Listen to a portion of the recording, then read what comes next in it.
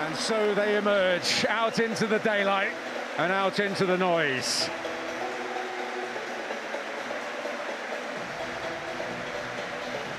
Well, there's a bit of sunshine, but there is a chill wind at Portman Road on this early autumn day. And Ipswich praying it heralds the wind of change in this particular fixture. Over 16 years of waiting, of great pain. Well, we saw Jim Magilton a moment ago. He doubtless is praying that another Ulsterman will be the next to follow him here this afternoon in Kieran McKenna.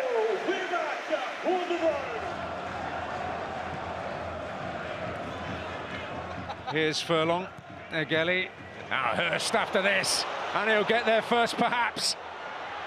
Just seemed to hold up. Philogene is there, the whistle's long gone. And the cheers will stick in Ipswich throats.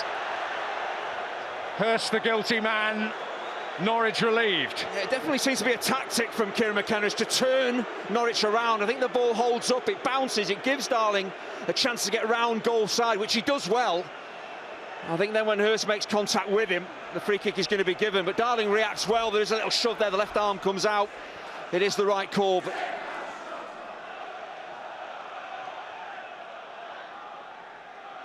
Furlong up against Schwartau.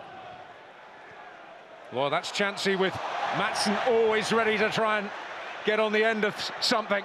Cayuste has been robbed. Schwartau making headway and forcing the first save of any real description from Alex Palmer.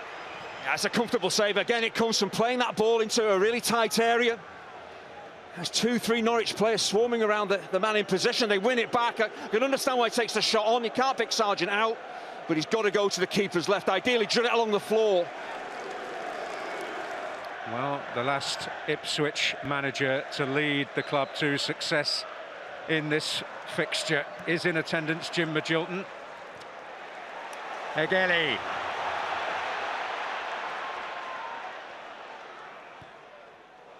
And that, well, I thought Kovacevic was going to take it or deal with it. He did neither. Well, just come and catch it.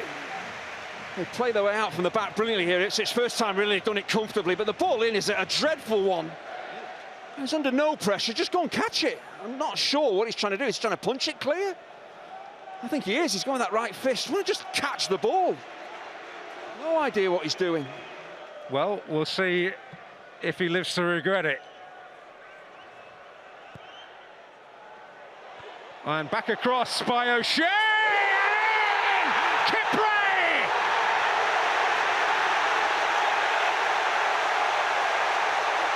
He certainly picked his time and place to score his first goal for Ipswich Town. And Kovacevic made to pay the heaviest price. It's just about decision-making. He should be catching. He goes to try and punch clear, makes a complete hash of it, gives away a cheap set piece. The delivery is excellent, it's flat, it's pacey, it's kept alive at the far post. And then anything could happen once that ball comes down. But Kipré reacts brilliantly as the ball breaks. You know, he's facing the target. He reacts like a centre forward. Absolutely smashes it home on the half volley, but it's because he's ready to strike it. You know, defenders, centre-halves coming up for the back, they don't expect this type of chance to happen, but he is ready, and it's a devastating finish, but avoidable from a Norwich point of view. It's a set piece they should never have given away. Cernat's chasing. Can he dig it out? Davis doing his utmost to prevent that. Now, can Norwich find an answer from a set piece of their own? That's a really good reaction from Norwich to going behind. They'll be shell-shocked, you know, by it, the manner of the way the goal was given away. All you can do is react, get on the ball, get forward, try and equalise as quickly as possible, and they're doing that. Away swinger, Schwartau outside the area. And it will fall the way of Schwartau! It didn't take them long. A little nick helping them on the way, but that is how to answer back. Of course, there's good fortune in terms of the deflection, but I just mentioned about the reaction to going behind from Norwich. They were positive.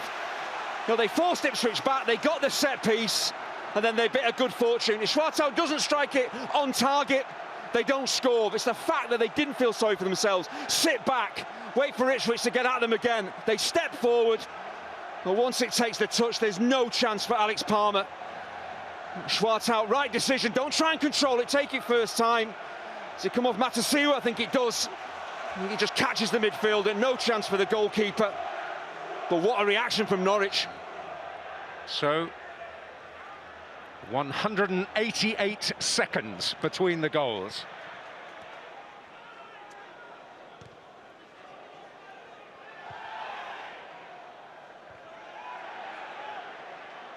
Through Matsson's legs.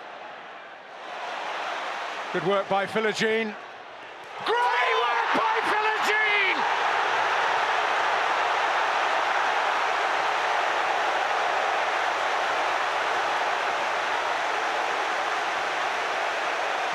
Every time this man strikes, it's a goal to treasure. And that is one for the ages. One that will be talked about here in Suffolk for generations to come. It's just a stunning individual goal. The way he protects the ball in the first place from Matsson, spins away from him. There's not much else on. But to then pick out the top corner with the cleanest of strikes. You've got to consider, Philogene has hardly had really a kick in the game. Could the goalkeeper maybe do a little bit better? Does it go maybe through his gloves? We'll have to see, but Philogene, it's absolutely stunning.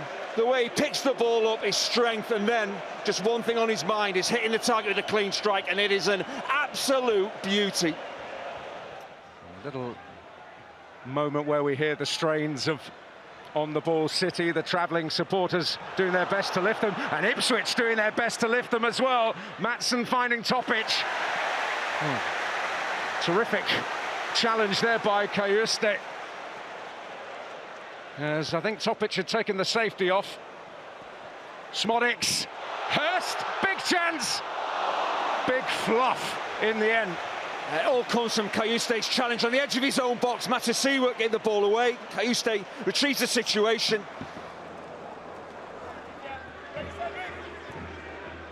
Now Cernats. Philogene tracking back and making an important challenge that briefly halts Norwich, but here's Fisher. Schwartau up against Furlong. Topic with an opportunity! And it was not far away. It's a window of opportunity that opened wide there for Norwich. Yeah, but he should be doing much better. At the very least, you've got to hit the target. Schwartau, brilliant. Draws all the Ipswich defenders towards him, plays it to the man in space. See, Alex Palmer, there's no chance of him making a save here if it's on target.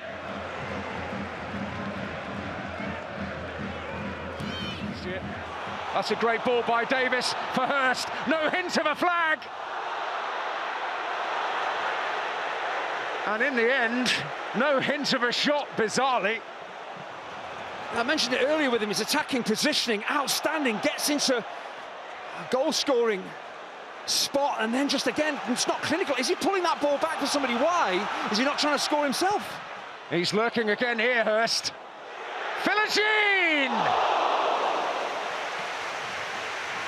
Well, if he scores here, that would have topped his first goal. Great first touch, just couldn't keep it down. So it's a brilliant forward run. You've got defenders ball watching, trying to play offside. He's definitely onside as he makes the run. He's got absolutely no support. Brilliant from Philogene, great first touch, just can't keep the strike down, but looking really stretched at the moment, Norwich. Well, we know who the spotlight's on. The latest to cross the rarely bridged divide. Marcelino Nunez. Jack Clark is going to replace the young Norwegian, Sindre Egeli. And the cheers drown out the derision from Canary Corner at Portman Road as Marcelino Nunez takes the field. Nunez becomes only the 9th player to play for both clubs in the East Anglian Derby. He scored the winner for Norwich last time the two sides met. Nobody in history has scored for both clubs in this fixture. Not in a competitive context, at least. Here's Azon with a real opportunity. Oh, and Clark is there. What an entrance.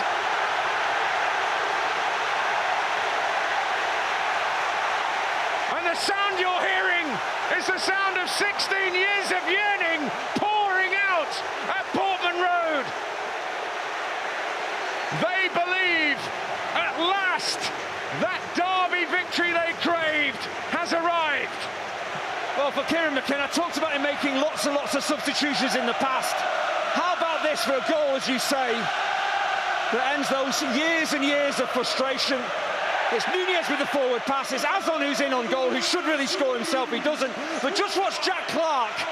He doesn't stop and wait to applaud his teammate for scoring. He follows the ball in. So when it breaks back off the post, it's not by accident. He's there to tuck it home. But substitutes coming on, affecting the game.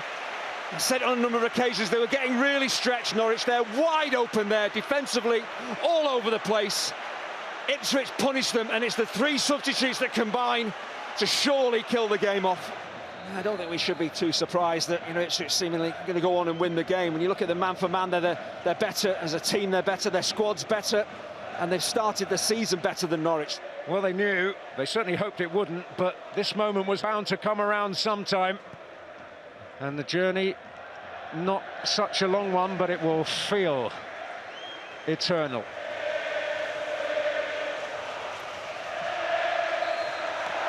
The spell is broken.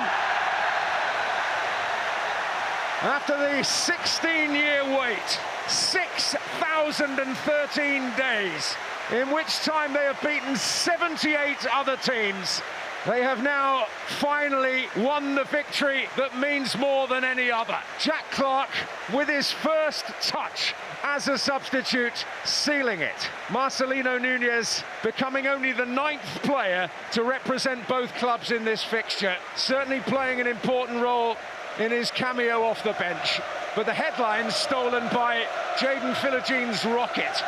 Kovacevic's goalkeeping today will not be highly regarded, having gifted them a corner from which they scored the first goal, and he will certainly, I imagine, be feeling he could have done more with Philogene's effort. But the day has finally arrived. Jim Magilton, a Northern Irishman, the last Ipswich manager to mastermind victory over the deadly foe, and it has taken another Ulsterman to break the curse. The final score at Portman Road, Ipswich Town 3, Norwich City 1.